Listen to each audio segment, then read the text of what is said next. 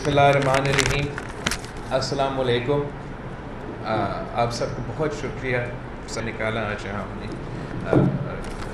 For our meet the press event. آج میں بہت خوشی محسوس کر رہا ہوں کہ مجھے یہ موقع ملا ہے حیدرآباد پریس کلب تشریف لے آنے کا. وہ اس لیے کہ پاکستان کی پریس کلبس اور خاص طور پہ حیدرآباد کا جو پریس کلب ہے اس آپ کا ایک تاریخ رہا ہے. جس طریقے سے یہاں کے صحافیوں نے، پاکستان کے صحافیوں نے، سندھ کے صحافیوں نے اور خاص طور پہ حیدرآباد کے صحافیوں نے اس ملک میں جمہوریت کے لیے، انسانی حقوق کے لیے، میڈیا کے آزادی کے لیے، اس ملک کے عوام کے حقوق کے لیے جدوجہد کی ہے. اس جدوجہد میں، اس سفر میں حیدرآباد کے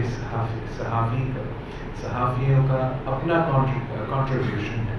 پاکستان پیپلز پارٹی اور جرنلسٹ کی کمیونٹی نے مل کے یہ نظریاتی اصولوں کے لڑائی ماضی میں بھی لڑے ہیں اور اب بھی ہمیں مل کے لڑنا پڑے گا. مجھے بہت خوشی محسوس ہو رہا ہے کہ میں آپ سب کے درمیان میں. وہ اس لیے بھی کہ شہید محترمہ بینظیر بھٹو بھی یہاں تشریف لے آئے تھے. آپ سب نے شہید بیوی کو عزت دکھائی تھی اور اب مجھے یہ موقع مل رہا ہے آپ سب سے انٹریکٹ کرنے کے لیے. اس وقت ہمارا ملک ایک بہت مشکل وقت سے گزر رہا ہے. ہمارے عوام کو، ہمارے ملک کو، ہمارے آئین کو، ہم سب کو ایک بڑے خطرناک صورتحال سے مقابلہ کرنا پڑ رہا ہے. جس طریقے سے ہمارا جو کٹپتلی حکمران ہے اور غیر جمہوری قوتوں نے مل کے ہمارے ملک میں جمہوریت پہ، آئین پہ، آپ کے صحافت کی آزادیوں پہ حملے کی ہیں، وہ ایک نئے انداز سے حملے کر رہے ہیں، کرتے آ رہے ہیں. اور جو انقلابی گینز ہم نے مل کے پچھلے 10 سالوں میں حاصل کیے تھے، جیسے کہ ہمارے تاریخ میں پہلی بار ہمارا جمہوری سلسلہ، ہمارے جمہوری نظام کا پیسفل ٹرانسفر آف پاورز چلتا رہا، جو چھوٹا فٹ سٹیپس ہم نے آگے لیے تھے میڈیا کی آزادی میں، جوڈیشری کی آزادی میں، ہمارے اپنے انسانی حقوق کا، ہر پاکستانی کا انسانی حقوق کے تحفظ میں، آپ کے جمہوری حق میں، وہ سارے گینز واپس چھینے جا رہے ہیں. پاکستان کا جو جمہوریت کا سفر تھا، جمہوریت کا سفر جو ہے، جو آہستہ آہستہ آگے بڑھتا جا رہا ہے، جو کہ ہم کہہ سکتے تھے کہ Pakistan is a transitioning democracy. Pakistan is transitioning away from military dictatorship, away from authoritarianism, and towards a prosperous, progressive, democratic Pakistan. وہی پاکستانی جمہوریت آج جمہوریت سے authoritarianism اور آمریت کی طرف دھکیلا جا رہا ہے. آپ سب نے دیکھا کہ کس طریقے سے آپ کے آنکھوں کے سامنے جو آزادیاں، جو طاقت میڈیا نے اپنے لیے حاصل کیا تھا، آمروں کے خلاف لڑ کے چھینے تھے، وہ آزادی جس کی وجہ سے کوئی پاکستان کی جمہوریت کی طرف مالی آنکھ نہیں دکھا سکتے تھے، وہی آزادی جس کی وجہ سے کوئی طاقتور کسی مظلوم کا حق اگر کھانے کی کوشش کرتے تھے، آپ ان کو بے نقاب کرتے تھے. وہ جو ظلم عوام برداشت کرنا پڑتے تھے، آپ ان ظالم کو بے نقاب کرتے تھے. آپ کا آزادی کو پابندی لگا کے جرنلسٹ کی کمیونٹی کو خوف میں دھکیلنا، دباؤ میں ڈالنا، معاشی سطح پہ ایک سازش کے تحت کمزور کرنا، تاکہ یہ غیر جمہوری طاقتیں اور یہ کٹ پتلی حکومت اپنے ظلم جاری رکھے، اپنی ہی عوام سے حقوق چھینتے رہے اور ہمارا میڈیا میں ان کے خلاف کچھ چھپا دیں۔ ہم نے سب مل کے ان کا مقابلہ کرنا ہے تاکہ ہم اپنے آپ کے اور ہمارے عوام کے حقوق کا تحفظ کریں۔ آپ سب نے دیکھا کہ جس طریقے سے ہمارا جو 18ویں ترمیم وہ 1973 کی کانسٹیٹیوشن کی کنٹینیویشن، جو واحد اسلامی وفاقی جمہوری نظام ہے جو اس ملک کو اکٹھا جوڑ سکتا ہے، جس پہ یہ ملک چل سکتا ہے، ترقی بھی کر سکتا ہے، ہم نے آمروں سے لڑ کے، جانیں دے کے، قربانیاں دے کے، شہید محترمہ بینظیر بھٹو کی 30 سال کی سیاسی جدوجہد اگر آپ ایک پوائنٹ پہ اس کو کنڈینس کر سکتے تھے وہ یہ بات تھی، یہ مشن تھا، یہ مینیفیسٹو تھی کہ ہم نے 1973 کی کانسٹیٹیوشن کو بحال کرنی۔ شہید بی بی نے محنت کری، جدوجہد کی، ضیاء الحق کے سیاسی وارثوں کے ذہنوں میں تبدیلی لے کر آئے کہ اگر اس ملک کو چلنا ہے، اس نظام کو چلنا ہے تو آپ کو، ہم سب کو، پی این اے والے کو، آپ سب کو شہید ذوالفقار علی بھٹو کو قانون کو ماننا پڑے گا۔ وہ کنسنسس بنا کے جدوجہد کر کے ایک آمر سے ٹکرا کے جان کی قربانی دے کے ہم نے 18ویں ترمیم کی صورت وہ 1973 کے آئین کو بحال کیا، اور یہ کٹپتلی حکومت اور ان کی غیر جمہوری قوتوں جو ان کے الائنس ہے وہ مل کے ہمارے 18ویں ترمیم پر حملے کرتے آ رہے ہیں۔ ایک طرف سے ہمارے باقی صوبوں کو بھی ان کا حق نہیں دے رہے ہیں، ان کو وسائل نہیں دے رہے ہیں، اور دوسری طرف ان کے جو ڈومینز ان کے اتھارٹی پہ ہیں ان پہ حملے کرتے آ رہے ہیں۔ آپ نے دیکھا کس ایمیچر طریقے سے، کس ایمیچر بچگانہ طریقے سے یہ لوگ کراچی سے ہمارا NICVD، JPMC ایٹسٹرا چھیننے کی کوشش کر رہے تھے، پھر چھین کے کانسٹیٹیوشن کو وائلیٹ کر کے کہتے ہیں ہم پیسہ نہیں دے سکتے کچھ روک کے واپس دینا پڑا۔ آپ دیکھتے ہو کہ جس طریقے سے آپ کا آئین آپ کا نیچرل ریسورسز کو تحفظ دلواتا ہے، آپ کا آئین کہتا ہے کہ جہاں سے نیچرل ریسورس آتا ہے، جہاں سے گیس آتا ہے وہ اس کا لوکیلٹی پہ، صوبہ پہ پہلے خرچ ہوگا پھر باقی جگہ پہ خرچ ہوگا۔ ہمارا وفاق کیا کرنے کی کوشش کر رہے ہیں کہ نہیں، وہ جو سندھ کا گیس ہے جو کہ ہم پورا پاکستان کو دیتے ہیں، اسی گیس سندھ میں استعمال نہ ہو، وہ گیس باقی پاکستان میں استعمال ہو، اور آپ لوگ مہنگی قطر کا گیس، LNG کا گیس استعمال کریں۔ ہر طرف سے آپ کے آئینی حقوق پہ، 18ویں ترمیم پہ، آپ کے ڈیولیوشن پہ حملے ہو رہے ہیں، یہاں تک کہ ہمارا وزیر اعظم سندھ میں کھڑا ہو کر کہتا ہے کہ 18ویں ترمیم کی وجہ سے وفاق دیوالیہ ہو رہا ہے۔ ہم جانتے ہیں، حقائق یہ ہے کہ وفاق اپنا فائنینشیل مینجمنٹ نہیں کر سکتی، وفاق کی وجہ سے صوبے دیوالیہ ہو رہے ہیں، وفاق اپنا ٹیکس کلیکشن نہیں کر سکتی، فیل ہے بالکل، یہ نالائق نااہل کٹپٹلی حکومت کی وجہ سے ہر صوبہ کو کم پیسہ مل رہا ہے، کم وسائل مل رہا ہے، تو پھر کس کی وجہ سے صوبے دیوالیہ ہو رہے ہیں؟ وفاق کی ناکامی، نالائقی، نااہلی کی وجہ سے۔ آپ جو نظام چلا رہے ہو جس میں آپ کا ڈیفنس بجٹ اور ڈیٹ کو ملا کے 80% آپ کا پورا ملک کا بجٹ بن جاتا ہے، اور پھر آپ کے پاس کیا رہتا ہے اپنے عوام پہ، اپنے غریب پہ خرچ کرنا؟ یہ اس ملک کا نظام کا معاشی ناانصافی کے خلاف شہید ذوالفقار علی بھٹو نے پہلے آواز اٹھائی تھی۔ اس دور میں اسٹیٹس کو نے اس ملک کے پورے معیشت پہ قبضہ کر دیا تھا۔ شہید ذوالفقار علی بھٹو نے اس اسٹیٹس کو توڑوایا، مزدوروں کو ملوں کا مالک بنایا، حاریوں کو زمین دار بنائے تھے، اور ایک معاشی انقلاب لے کر آیا۔ اگر پاکستان میں ہمیں معاشی انصاف لے آنا ہے تو آج کل کے یہ جو سٹیٹس کو ہے، جو وفاق کے لیے صوبے کے وسائل چھیننا چاہتے ہیں، اس سٹیٹس کو توڑوانا پڑے گا۔ اور جو سب سے حیران کن بات ہے کہ آپ نے کل کا جو ہمارا وفاقی وزیر قانون حکومت کی طرف سے اعلان کیا گیا کہ وہ وفاق کراچی پہ قبضہ کرنا چاہتے ہیں۔ پاکستان پیپلز پارٹی اس وقت اس ملک کا واحد وفاقی نظریاتی اصولوں کی جماعت ہے۔ ہم کسی بھی صورت میں اس صوبے کے خلاف کوئی سازش برداشت نہیں کریں گے۔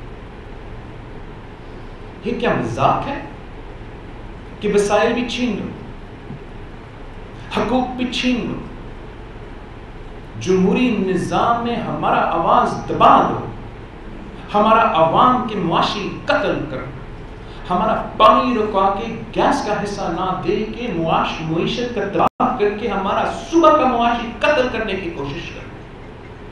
ہمارے بچے اس ملک میں تحفظ نہیں ہو کہ انسانی حقوق کے تحفظ نہیں، اور اس کے اوپر آپ ایک اعلانیہ کے تحت اعلان کر سکتے ہو کہ وفاق کراچی جو صوبہ کا کیپٹل ہے اس پہ قبضہ کرے گا۔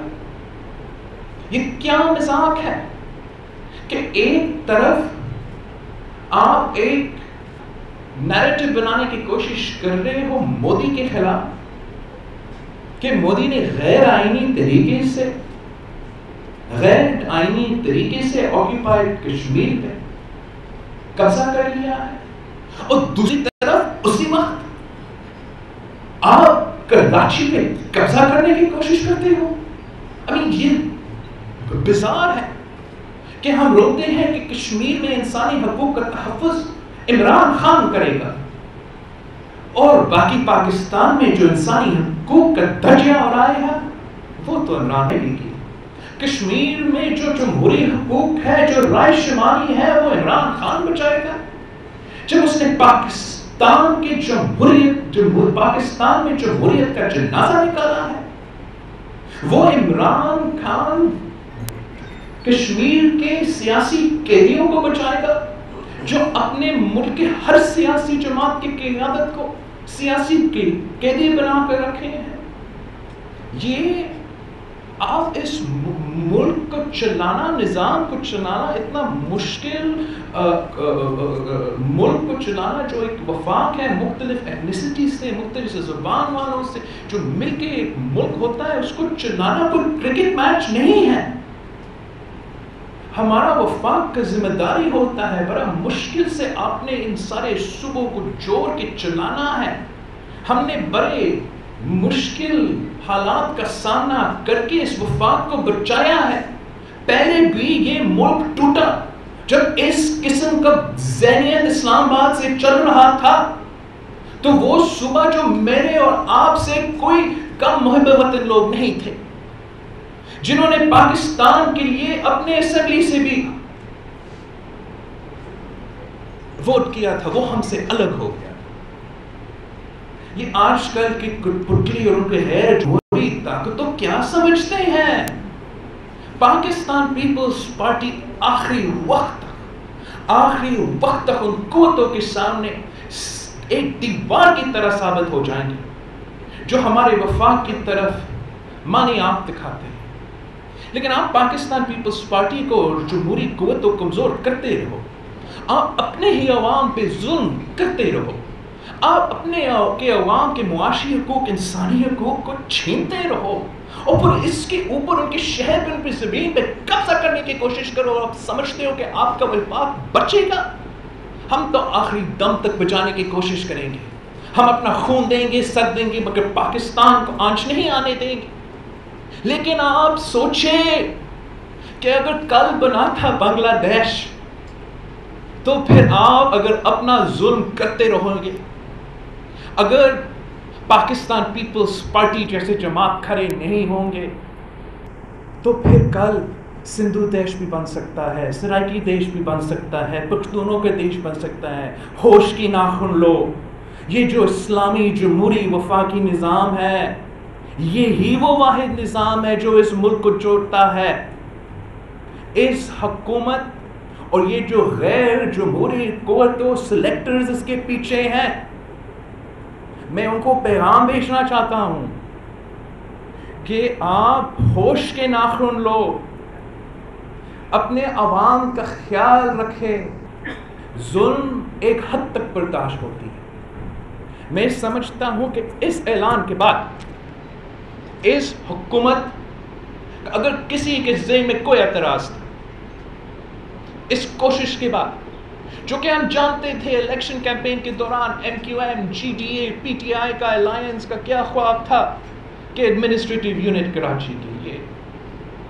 اس کے بعد آپ نے دیکھا کہ اسی کے وزیر، اسی حکومت نے کسی نہ کسی کے طریقے سے آپ کے ہاسپٹل سے لے کے حقوق تک چھیننے کی کوشش کی. اس اعلان کے بعد جہاں انہوں نے اپنے ہاتھ دکھا دیا، اپنے انٹینشنز دکھا دیا، عمل اٹھا دیا کہ ہم نے کراچی کو لا کو ابیوز کر کے غیر آئینی طریقے سے قبضہ کرنا ہے، اس حکومت کو گھر جانا چاہیے.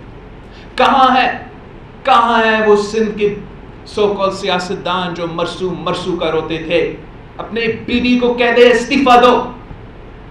ایم کیو ایم، باقی جماعتیں، پی ایم ایل کیوں، آپ کیا ایم کیو ایم کا بھی یہ پوزیشن ہے؟ پہلے ان کا میں نے دیکھا پوزیشن، ان کی سخت مخالفت بھی کی، پر کیا یہ بھی پوزیشن ہے کہ کراچی والے نہیں چلائیں گے، کراچی کو اسلام آباد میں بیٹھے ہوئے لوگ چلائیں گے؟ ایم کیو ایم پاکستان کو بھی اپنے استعفیٰ دینا چاہیے، اس حکومت کو گھر بھیجنا پڑے. یہ ہم برداشت نہیں کرتے ہیں.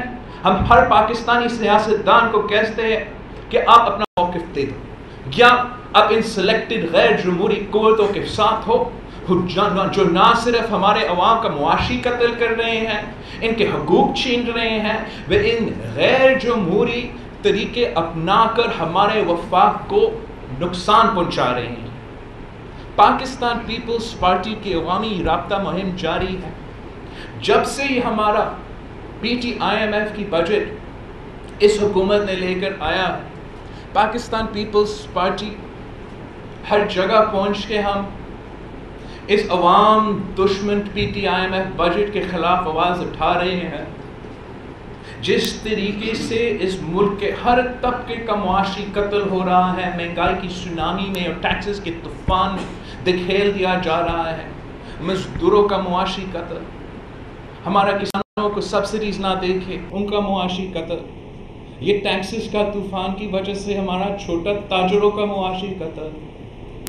اب اس کے ساتھ ساتھ جس طریقے سے غیر ذمہ دارانہ طریقے سے ہمارا کشمیر کوز کو یہ حکومت صحیح طریقے سے نہیں اٹھا رہے ہیں.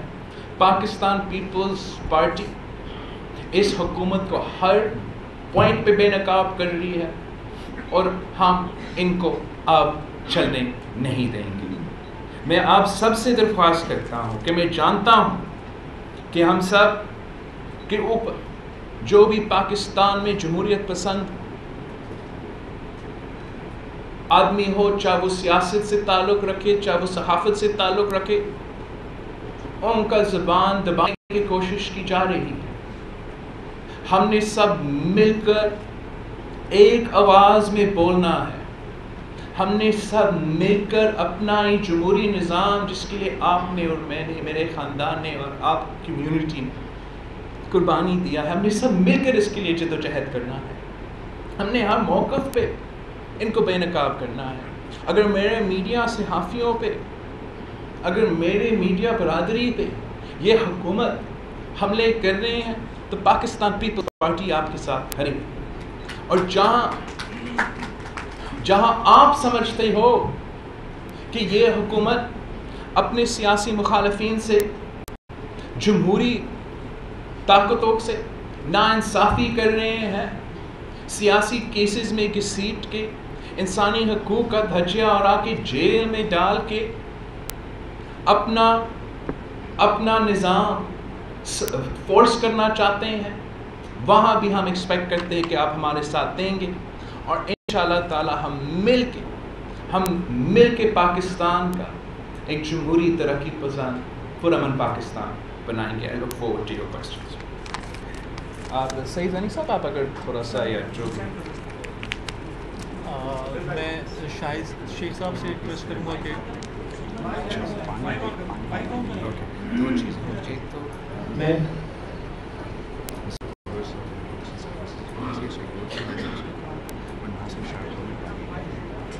اس کے لیے میں سی ایم صاحب سے بات کروں. میں شاہد شیخ صاحب سے ریکویسٹ کروں گا کہ وہ اپنا سوال قذافی مائک کال سے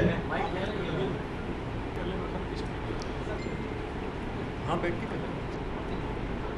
بلال صاحب میرے دو چھوٹے چھوٹے سوال ہیں. ایک تو کشمیر کا آپ نے ذکر کیا. پرائم منسٹر نے یہ کہا ہے کہ ہم کشمیریوں کے ساتھ کھڑے ہیں اور ان کی اخلاقی مدد جاری رکھیں گے. اب جس نہج پہ حالات پہنچ گئے ہیں کیا آپ سمجھتے ہیں کہ صرف کھڑے رہنا اور اخلاقی مدد کرنا ضروری ہے یا عملاً کچھ جو ہے کشمیریوں کے لیے کرنا ضروری ہے, جبکہ کشمیر لارڈ ماؤنٹ بیٹن فارمولے کے تحت پاکستان کا حصہ ہے. دوسرا ایک میرا لوکل سوال ہے. سندھ گورنمنٹ نے حیدرآباد گورنمنٹ کالج کو یونیورسٹی کا درجہ دیا ہے, لیکن وہ یونیورسٹی جو ہے صرف کاغذوں میں چل رہی ہے, اب تک فنکشنل نہیں ہو سکی ہے, جو یہاں کا ایک دیرینہ مطالبہ ہے. تو کیا آپ سندھ گورنمنٹ کو یہ ہدایت دیں گے کہ وہ فوری طور پہ اسے فنکشنل کرے, اس کے لیے فنڈز جاری کرے؟ اس میں صرف ایک گزارش ہے جناب چیئرمین, دوستوں سے گزارش یہ ہے کہ یہ جو آپ کا دوسرا کوشچن ہے یہ چیف منسٹر صاحب سے بنتا ہے. تو جتنے بھی ہاؤس میں دوست بیٹھے ہیں ان سے یہ گزارش ہے کہ چونکہ جناب چیئرمین پاکستان پیپلز پارٹی اس وقت ملکی سیاسی صورتحال جو ہے اکنامیکلی, معاشی طور پر اور سیاسی طور پر, تو وہ کوشچن جو سندھ حکومت سے ریلیٹڈ ہے وہ ہمیں چیف منسٹر صاحب ملتے رہتے ہیں, ان سے کرنے چاہیے. جناب چیئرمین سے ہمیں ملکی حوالے سے گفتگو کی جائے. جی تھینک یو آپ کا سوال کا. جہاں تک کشمیر کی بات ہے, میں سمجھتا ہوں پاکستان پیپلز پارٹی کی موقف ہے کہ ہم نے اسٹریٹجکلی نہ صرف اس الیکشن کیمپین کے بعد مگر اس سے پہلے بھی اسٹریٹجکلی غلط طریقے سے بھارت سے, مودی کی بھارت سے انگیج کیا ہے. ہم سمجھتے تھے کہ جب مودی وزیر اعظم بنا پہلی بار, دوسری بار بھارت کا, تو پاکستان نے جس طریقے سے اس کو ویلکم کیا, جس طریقے سے اس کو امبریس کیا, جس طریقے سے اس کو لیجیٹمیسی دلوایا, ہمیں وہ نہیں کرنا چاہیے تھا. پاکستان کو یہ اندازہ کرنا چاہیے تھا کہ مودی بھارت کا وزیر اعظم جو منتخب ہوا یہ کوئی منموہن سنگھ یا واجپئی نہیں تھا, یہ مودی بچر اور گجرات تھا. اگر باقی دنیا کو بھی پتا تھا, جب تک وزیر اعظم نہیں تھا دہشت گرد سمجھ کے, ہیٹ پریچر سمجھ کے اس کو ویزا تک نہیں ملتا تھا امریکہ جانے کا. اس کو لیجیٹمیسی ملا جب وہ بھارت کا وزیر اعظم بنا, اور مسلم ممالک نے اونرشپ دی, لیجیٹمیسی دی مودی کو. جب پاکستان جیسے ممالک کا کوئی اعتراضات نہیں ہوگا, خود ان کے جو سویرنگ ان سیریمونیز ہیں وہاں تشریف لے آئیں گے, تو پھر باقی مسلم ممالک کو بھی اجازت ملتا ہے, باقی ممالک کو بھی اجازت ملتا ہے کہ ان کے جو ماضی ہے ان کو پیچھے رکھے. تو میں سمجھتا ہوں کہ اس موقف پہ ہم نے پاکستان کو شروع سے مودی کو بے نقاب کرنا چاہیے تھا. آپ ذرا سوچیے کہ اگر پاکستان میں ایک ایسا وزیر اعظم منتخب ہوتا جس کا ماضی کسی مذہبی تنظیم جیسے وہاں کا RSS ہے اس سے تعلق رکھے, جس کے ہاتھ پہ اتنا بڑا ثانیہ جیسے گجرات والا ثانیہ ہوتا, تو کیا بھارت خاموش رہتا, دنیا خاموش رہتا, ہمیں ہار بنواتے, ہمیں مبارکباد دیتے کہ آپ کو منتخب ہوئے وزیر اعظم پاکستان. تو ہمارا جو ٹریٹمنٹ تھا بھارت کے ساتھ, مودی جی کے ساتھ, جو اب بڑی لیٹ سٹیج میں عمران کرنے کی کوشش کر رہا ہے, وہ غلط تھا. ہمیں یہ سمجھنا چاہیے اگر پہلی بار آپ کو سمجھ میں نہیں آیا تو پھر جب ری الیکشن ہو رہا تھا، جب آپ نے دیکھا کہ 5 سال کی ریاستی دہشت گردی مودی چلا رہا تھا، مسلمانوں پہ، دالت پہ، مائنورٹیز پہ، کشمیریوں پہ، تو تب آپ کے موقف کو تبدیل ہونا چاہیے تھا. مگر اس کے باوجود، ظلم کے باوجود، پلوامہ کے باوجود، آپ کا ملک کا وزیر اعظم کہتا ہے کہ انشاءاللہ مودی جی الیکشن جیتے گا اور ہم مل کے کشمیر کا حل نکالیں گے. تو اگر آپ اس قسم کے اسٹوپڈ موقف رکھیں گے جو اسٹریٹجیکلی آپ کو ملک کو اس پوزیشن میں ڈالتے ہو، تو میں سمجھتا یہ غلط ہے. پھر جب یہ تاریخی حملہ ہوا نہ، یہ کشمیر کے ماضی پہ سب واقف ہے، لیکن یہ ایک تاریخی حملہ ہے کشمیر پہ، اور آپ نے کوئی قیادت نہیں دکھائی، کوئی لیڈرشپ نہیں دکھائی. حکومت کی طرف سے پتہ ہی نہیں تھا کہ ہمیں کیا کرنا ہے، اور نہ آج تک پتہ ہے. اگر آپ نے جوائنٹ سیشن کا مطالبہ کرنا ہے تو میں اپوزیشن کی طرف سے مطالبہ کرتا ہوں، جوائنٹ سیشن کرو تو پھر جوائنٹ سیشن ہوتا ہے. میں فیصلہ کرتا ہوں کہ میں مظفر آباد جاؤں گا عید نماز کرنے کے لیے، میرے پیچھے وفاقی وزیر اب پہنچتے ہیں. میں گلگت بلتستان کا دورہ کرتا ہوں، ہمارے بارڈر کے نزدیک، اور میرے پیچھے یہ وزیر پہنچتے ہیں. یہ وقت ہوتا ہے جہاں اس ملک کے لیڈرشپ کو قیادت دکھانا چاہیے، اور ساتھ ساتھ اگر آپ یہ قیادت دکھانا ہے، آپ نے نیشنل کنسنسس بنانا ہے، آپ نے سب کچھ جوڑ کے ملک بنے اور بین الاقوامی سطح پر ایک پیغام بھیجنا تھا. مگر اسی وقت جب ہم نے کشمیر کی جوائنٹ سیشن میں بیٹھ رہے تھے، جب پوری دنیا، پورے پاکستان سب جوڑ رہے تھے کہ ہم کس طریقے سے سولیڈیرٹی کا پیغام بھیجیں، کیا ہم کر سکتے ہیں اپنے کشمیر بہنوں کے لیے، بھائیوں کے لیے جو اتنے ظلم برداشت کر رہے ہیں، تو اسی وقت ہمارا وزیر اعظم کی انا، ہمارا وزیر اعظم کا ضد، وہ کشمیر پہ کوئی توجہ نہیں دے رہا تھا. یہاں تک کہ تقریر نہیں لکھا گیا تھا. جب وہ جوائنٹ سیشن میں آیا، بونگا تقریر کر کے نکلا. اس لیے وہ کس چیز پہ توجہ دے رہا تھا کہ میں اپنا سیاسی مخالفین کے گھر کے عورتوں کو کیسے جیل ڈالوں. اور اس وقت مریم شریف کو جوائنٹ سیشن کے دوران گرفتار کیا جاتا ہے، جو نیشنل یونٹی کو سابوتاژ کرنے کے موقف ہے، جو بھارت کا پوزیشن کو مضبوط کرنے کا عمل ہے. اس لیے پورا پاکستان کا کوشش یہ ہے کہ ہم مودی کو بے نقاب کریں. یہ اپنے سیاسی مخالفین جو کہ ان بھارت کے ساتھ بھی ہوتے تھے، ان کو بھی گرفتار کر دیا. دیکھو وہ خواتین، سابق ان کا چیف منسٹر محبوبہ مفتی کو گرفتار کر دیا. اسی وقت اس نے مریم نواز شریف کو گرفتار کر دیا. میں پہنچا عید نماز پڑھنے کے لیے کشمیر، اسی وقت وہ رات 12 بجے، صبح 6 بجے ہمارا نماز ہے. فریال طالپور صاحبہ کو غیر آئینی، غیر قانونی طریقے سے ہاسپٹل سے گھسیٹ کے جیل میں ڈال دیا جاتا ہے. تو یہ نیشنل کنسنسس توڑوانے، ہمیں آپس میں لڑوانے اور بھارت کو موقف مضبوط کروانے والے عملے ہیں.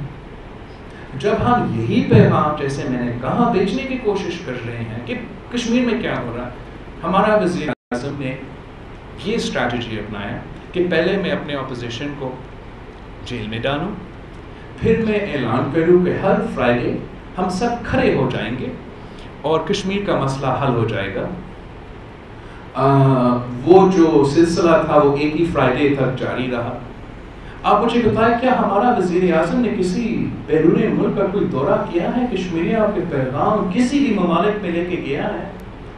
مودی پہنچا اپنا ایوارڈز لینے کے لیے، لیکن ہمارا وزیر اعظم آج تک کہہ رہا ہے کہ میں سپٹمبر کے اینڈ میں نیو یارک پہنچوں گا، وہاں جلسہ ہوگا.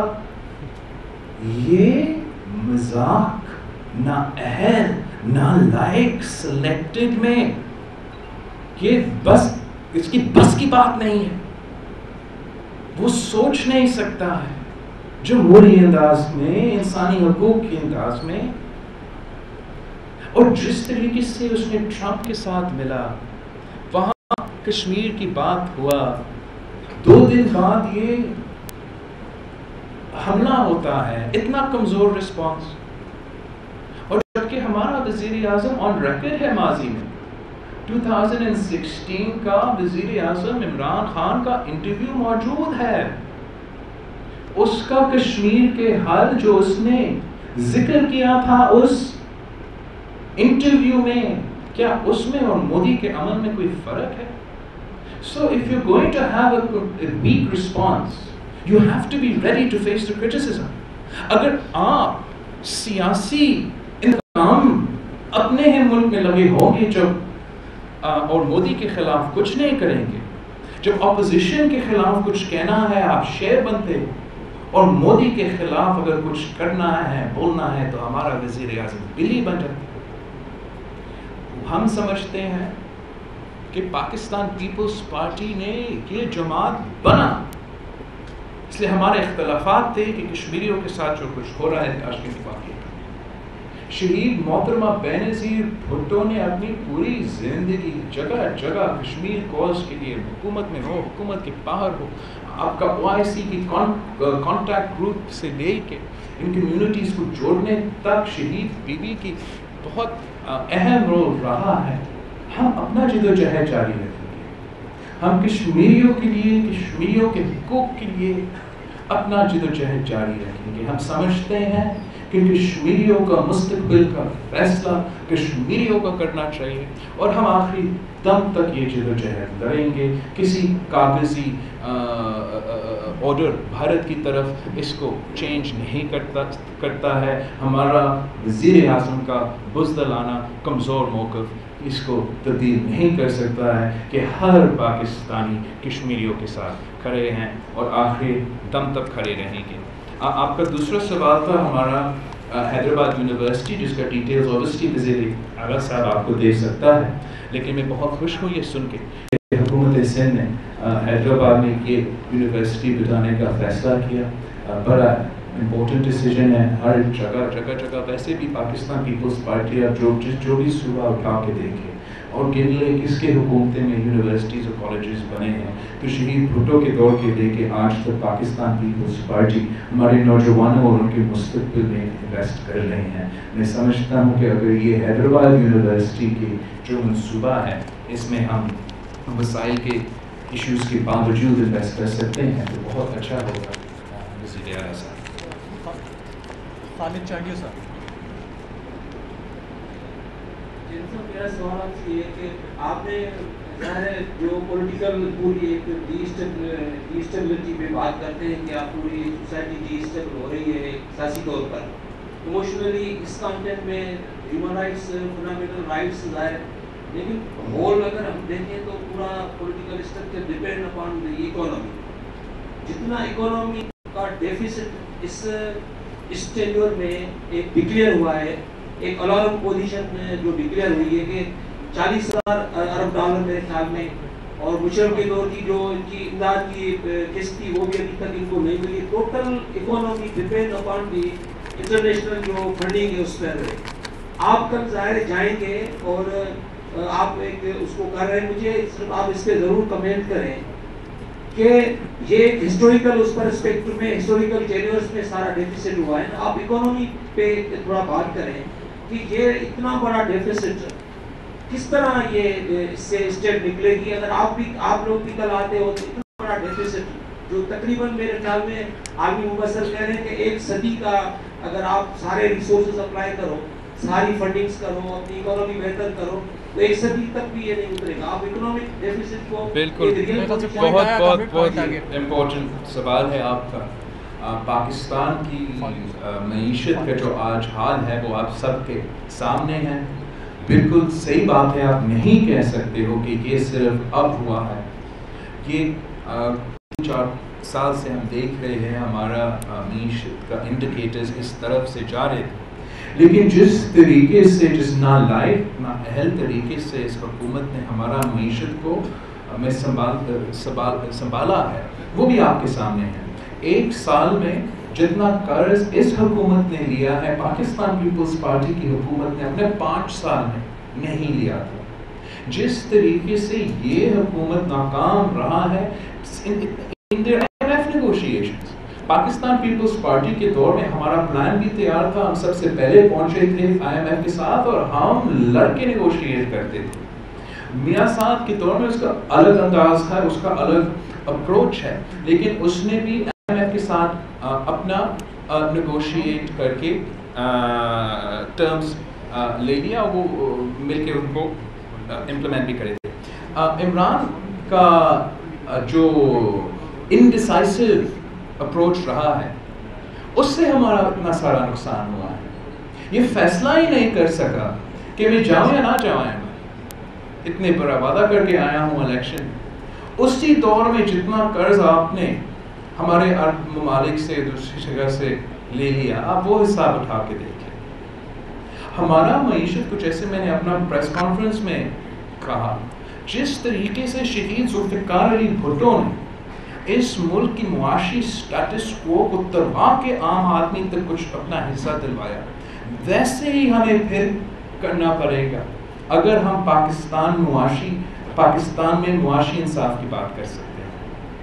آپ نے دیکھا کہ جس طریقے سے، اور یہ ہوتا ہے جب بھی کٹپٹلی یا سلیکٹڈ حکومت آتا ہے، جس طریقے سے وہ بوجھ پورا کا پورا عوام پہ ڈال رہے ہیں. اس لیے یہ اس حکومت سے جو بھی سلیکٹڈ حکومت آتا ہے ان کا کام نہیں ہوتا کہ عوام کو خوش رکھیں. ان کا کام صرف یہ ہوتا ہے کہ ہم اپنے سلیکٹرز کو کیسے خوش رکھیں. آپ کی ووٹوں سے، عوام کی ووٹوں کی وجہ سے نہیں آتے ہیں. تو اس لیے ان کے لیے اتنا آسان ہے کہ مہنگائی کا سونامی کھڑا کر دے، ٹیکسز کا طوفان کھڑا کر دے، اس پرسنٹیج پوائنٹ اس پرسنٹیج پوائنٹ کے لیے پیٹرول کی بھی قیمت، گیس کی قیمت میں سارے کا اضافہ کر دے. پاکستان پیپلز پارٹی کو بھی مہنگائی کا، ڈیٹ کا، معاشی بحران کا مقابلہ کرنا پڑا. پاکستان پیپلز پارٹی جب ہم حکومت میں آئے تھے، صدر زرداری کا حکومت شروع ہوا تھا، تو اس وقت پورا دنیا معاشی بحران سے گزر رہا تھا. ورلڈ ریسیشن تھا جو کہ گریٹ ڈپریشن کے بعد سب سے بڑا معاشی انٹرنیشنل بحران. ساتھ ساتھ دہشت گردی عروج پہ تھا. پاکستان شاید پورا دنیا میں دہشت گردی سے کا سب سے بدترین شکار تھا. ہم نے جنگ پہلی دفعہ شروع کیے سوات میں، وزیرستان میں، جس کا بلو بیک آیا. ہم 2 سپر فلڈز کے شکار ہیں جس کا اپنا معاشی امپیکٹ ہوتا. لیکن ان سارے مشکلات کے باوجود جب مہنگائی بڑھ رہا تھا، ہم نے بھی مہنگائی کا مقابلہ کرنا تھا، ہم لڑتے تھے اپنے عوام کا تحفظ پہنچانے کے لیے، ان کے معاشی حقوق کا تحفظ پہنچانے کے لیے. اس معاشی صورتحال میں ہم نے فسکل سپیس نکالا، بندوبست کیا کہ ہم انقلابی بے نظیر انکم سپورٹ پروگرام جیسے پروگرام شروع کریں، تاکہ جب مہنگائی بڑھ رہی ہے، جب معاشی صورتحال بگڑ رہا ہے، تو اس ملک کا کمزور طبقہ کو کچھ نہ کچھ مالی مدد ملے.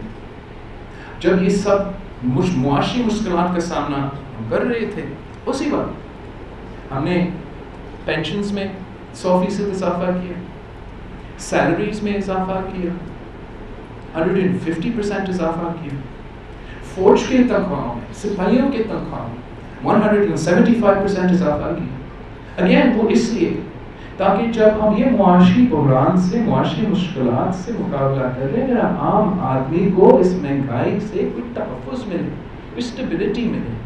اور اگر آپ معاشی انصاف سے ہمارا معیشت چلائیں، اگر آپ کمزور طبقات میں کے ہاتھ میں تھوڑا پیسہ دے دو، تو وہ پیسہ آپ کا معیشت میں کھوتا ہے اور آپ کا اوور آل معیشت کے لیے بہتر ہوتا ہے. لیکن ان سلیکٹڈ لوگوں کے جو سیاسی اپروچ ہے، ان کا صرف ایک بات ہے کہ وہ اپنا سلیکٹرز کو کیسے خوش رکھیں، اور اس میں وہ پورا کا پورا بوجھ اس ملک کے عام آدمی پہ، آپ پہ ڈالتے ہیں، جو آپ بھگت رہے ہو مہنگائی کی صورت میں، ٹیکسز کی صورت میں، کھانے پیشے کے اشیاء کے اضافہ میں، تیل کی قیمت میں کے اضافہ میں، گیس کی قیمت کے اضافہ میں. تو جیسے میں نے کہا، ہم نے ایک پروگریسو اپروچ لینا پڑے گا جو معاشی انصاف پہ مبنی ہو، مشکل جب ہم کہتے ہیں ڈیسیجنز لینے پڑیں گے تو وہ مشکل ڈیسیجنز میرا عام آدمی کے لیے، عام پاکستانی کے لیے، غریب پاکستانی کے لیے نہ ہو. وہ مشکل ڈیسیجنز ان طاقتور اور موٹے مضبوط مافیاز کے لیے ہو جو کہ ہر انڈسٹری میں ایک قبضہ ہے اور اس ایک خاص مخصوص طبقہ کا معاشی ترقی کے علاوہ کسی اور کا معاشی ترقی ممکن ہے. فاروق سنگو صاحب، ذیشان بھٹی صاحب. فاروق سنگو صاحب. Farooq Sango, editor daily Sindh express. Chairman صاحب سے میرا سوال ہے کہ ہم سب سمجھتے ہیں، سیاسی پارٹیاں بھی سمجھتے ہیں کہ پاکستان میں اصل مسئلہ اختیارات کا ہے. اقتدار تو مل جاتا ہے لیکن اختیار نہیں ملتے. اس کو آسان لفظوں میں سویلین سپریمیسی کہیں تو بہتر ہوگا. میرا سوال یہ ہے کہ بینظیر شہید محترمہ بینظیر بھٹو اور نواز شریف نے جب یہ محسوس کیا تو انہوں نے پھر میثاق جمہوریت کیا، لیکن ان کے بعد سیاسی پارٹی میں بدگمانیاں پیدا ہوئی جو ابھی اس مرتبہ سینٹ کی الیکشن میں بھی ہوئی. پیپلز پارٹی جو بڑی پارٹی ہے جمہوریت کے لیے، جس کی بہت تاریخ ہے، قربانیاں دی ہیں، تو وہ سیاسی پارٹیوں میں بدگمانیاں ختم کرنے اور سول سپریمیسی حاصل کرنے کے لیے کیا کر رہی ہے اور کیا حکمت عملی ہے اور وہ کس حد تک اس کے لیے جائے گی؟ دیکھو، thank you for your question. جہاں تک سویلین سپریمیسی اور یا جیسے شہید ذوالفقار علی بھٹو کہتا تھا کہ طاقت کا سرچشمہ عوام ہے، وہ پاکستان پیپلز پارٹی کا فاؤنڈنگ پرنسپلز ہے. ہم اس کے بغیر چل نہیں سکتے ہیں. اس کے علاوہ ہمارا کوئی سیاست نہ ہو سکتا ہے، نہ رہا ہے، نہ کبھی رہے گا. اب ہمارے دوسرے سیاسی جماعتیں بھی ہیں جو اسی زبان میں بول رہے ہیں. ہم سمجھتے ہیں یہ بہت اچھی بات ہے کہ اتنے ساری سیاسی جماعتوں نے شہید ذوالفقار علی بھٹو کے موقف، شہید محترمہ بینظیر بھٹو کے موقف پہ آئی ہیں. یہ ہمیشہ پاکستان پیپلز پارٹی کے موقف رہا ہے. آج کل یہ دوسری جماعتوں کا بھی موقف ہے جس کا ہم فائدہ اٹھا سکتے، اٹھانا چاہیے. اس لیے جیسے ہم بار بار کہتے آ رہے ہیں کہ اس ملک کے اتنے سارے مسائل ہیں کہ کسی ایک سیاستدان یا کسی ایک سیاسی جماعت اس کا ان ملک کے مسائل ملک کا مسائل کا حل نہیں نکال سکتے. ہمیں مل کے نکالنا پڑے گا. اور ایک جو بڑا اہم پہلو ہوگا اس کا، وہ ہمارا نظام کا، ہمارا اختیار کا، ہمارا سیپریشن آف پاورز کا، جو کہ چارٹر آف ڈیموکریسی نے کافی کچھ کور کر دیا اور اس پہ ہم نے غور کرنا ہے. اس پہ میں نے الیکشن کیمپین نے بھی کہا ہے کہ باقی جو سیاسی جماعتوں مل چارٹر آف ڈیموکریسی کو اور مضبوط کرنا ہے. کچھ ہم نے کافی کچھ اس میں کر لیا. اس میں سے جو کچھ ہم نے کر لیا، اس میں کچھ آلٹرنیٹیوز ڈھونڈے گئے ہیں، کچھ رہتا ہے جو ہم نے نہیں کیا. اب اس وقت جو اس ملک کی سیاسی قیادت ہے، چاہے وہ پاکستان پیپلز پارٹی کے ہو، نون لیگ کے ہو، ہم جیل میں ہیں، سیاسی انتقام کے شکار ہے. ہم سمجھتے ہیں کہ ہمیں مل کے اسی ڈاکیومنٹ کو دہرانا پڑے گا جب ہم ساتھ مل سکتے ہیں. لیکن یہ جو عمل ہے، میں سمجھتا ہوں کہ ایک دن یہ ہو جائے گا. اور ہم نے دیکھا کہ کس طریقے سے ہم 2 سٹیپس آگے لیتے، شاید 1 سٹیپ پیچھے لینے پڑا، لیکن ہم یہ حاصل کر سکتے ہیں. جس طریقے سے یہ حملے ہوئے ہیں، جس طریقے سے ہم اتنے پیچھے دھکیلے گئے ہیں، اس سے ہمیں لڑنا پڑے گا. لیکن ہمیں آہستہ آہستہ ہمارا نظام کو مضبوط کر کے اپنا اسپیس واپس حاصل کرنا پڑے گا. ہم چاہتے ہیں کہ ہم سب مل کے کام کریں، اس ملک کے سارے اسٹیک ہولڈرز مل کے کام کریں، چاہے وہ جوڈیشری ہو یا ملٹری بیوروکریسی ہو. ہم چاہتے ہیں کہ وہ اپنے دائرے میں رہ کے کام کریں. وہ ممکن نہیں ہے کہ میں کوشش کروں کہ میں فوج کا کام کروں یا میں جوڈیشری کا کام کروں. اتنا ہی ناممکن ہے کہ جوڈیشری کوشش کرے یا فوج کوشش کرے کہ یہ سیاستدانوں کو کام کرے. تو ہم نے مل کے اس ملک کو چلانا ہے. یہ شہید بی بی کا فلسفی تھا اور میں اسی فلسفی کو آگے لے کے چلنا چاہتا ہوں. ہمیں پھر مختصر جلدی کرنے تعارف کریں. اپوزیشن حکومت کے خاتمے کی بات کر رہی ہے، اپوزیشن تحریک بھی چلا رہی ہے. مولانا काउंट आउट करने आ रहे हैं, आपने उनकी इलाकी माहिर का हदिया दिया है, लेकिन ये समझ में नहीं आ रहा बिलावल साहब कि किस तरह हुकूमत खत्म हो। आप असम्बलियाँ कहते हैं असम्बलियाँ अपनी मुद्दत पूरी करें, मौलाना कहते हैं असम्बलियाँ खत्म हो जाए और नए इलेक्शन के लिए सिलेक्टेड असम्बली है सारे गांधी सत्ता इलेक्शन में, तो क्या होगा? थोड़ा सा विभाग दूर करना है। मैं समझता हूँ कि देर नहीं है इमरान खान साहब को धांधली से जो हासिल करके इक़्तिदार मिला है उसको छोड़ना पड़ेगा ना। इसका तरीक़ा मेरा सोच में अलग हो सकता है, मौलाना साहब का सोच में अलग हो सकता है। मैं समझता हूँ कि बड़ा मुश्किल से पाकिस्तान ने ये सिलसिला डाला कि हमारा पार्लियामान अपना टर्म मुकम्मल करता है। मैं मानता हूँ कि तारीख़ी धांधली हुआ है इस इलेक्शन में, साथ साथ मैं जानता हूँ कि हर इलेक्शन में धांधली हुआ है जिसका शिकार पाकिस्तान पीपल्स पार्टी हमेशा नुकसान उठाता रहा है। हमें याद है कि 1988 में भी जब शहीद मोहतरमा बेनज़ीर भुट्टो इस मुल्क की वज़ीर आज़म बनी, उस इलेक्शन में कितना धांधली हुआ, कितना कोशिश था कि IJI का हुकूमत बने, और किस तरीके से पाकिस्तान पीपल्स पार्टी ने प्रोटेस्ट करके एतराज़ करके हुकूमत बनाया। और उसके बाद हर इलेक्शन में, चाहे वो 90 का इलेक्शन हो एतराज़ात के बाद असम्बलीज़ में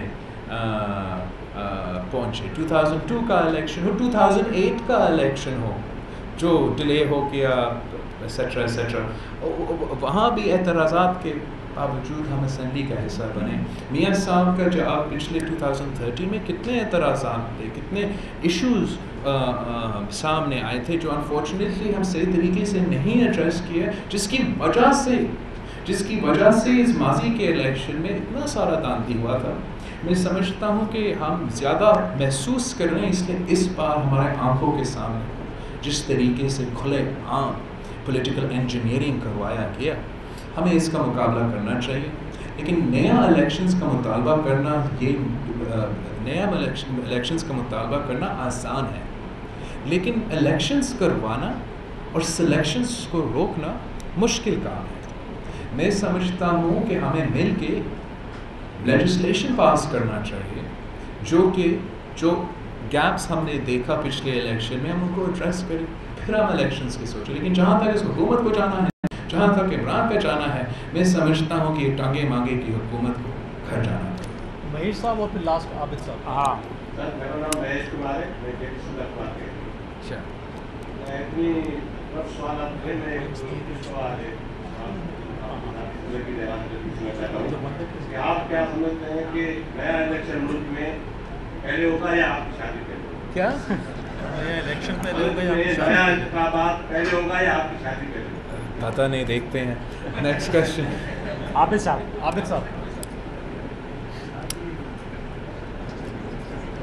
जी, अब्दुल अजीज आबिद मेरी उम्मत प्रेसिडेंट मेडिकल। अभी आपने बहुत सारा तफसीलात बयान फरमाई, तो 149 फ्लोर का तो नसीब साहब ने वो इसने दिया।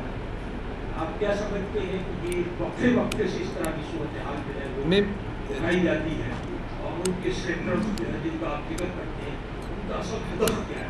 और दूसरा ये सारी चीज़ें जिसका आप बयान कर रहे हैं इसको रोकने के लिए क्या इन हाउस तब्दीली के बारे में कोई और किया जा सकता है? ये इनका पहला कोशिश नहीं था और उनका आखिरी कोशिश नहीं था। जैसे मैंने कहा, अपने इलेक्शन कैंपेन में तो सब उनका जॉइंट समझो मैनिफेस्टो प्लेज था, जिसको इन्होंने इस वक्त एक एक्स्ट्रा लेवल आगे लेके चला गया है और कह रहे हैं कि हम इस्लामाबाद पे कब्ज़ा करेंगे। मैं इनके जो ये एक हमारा 18वीं तरमीम को, मुझे तो ऐसे लगता है कि हमारा वफाक को कमज़ोर करने की साजिश है ये, इसके अलावा मेरा समझ से बाहर है।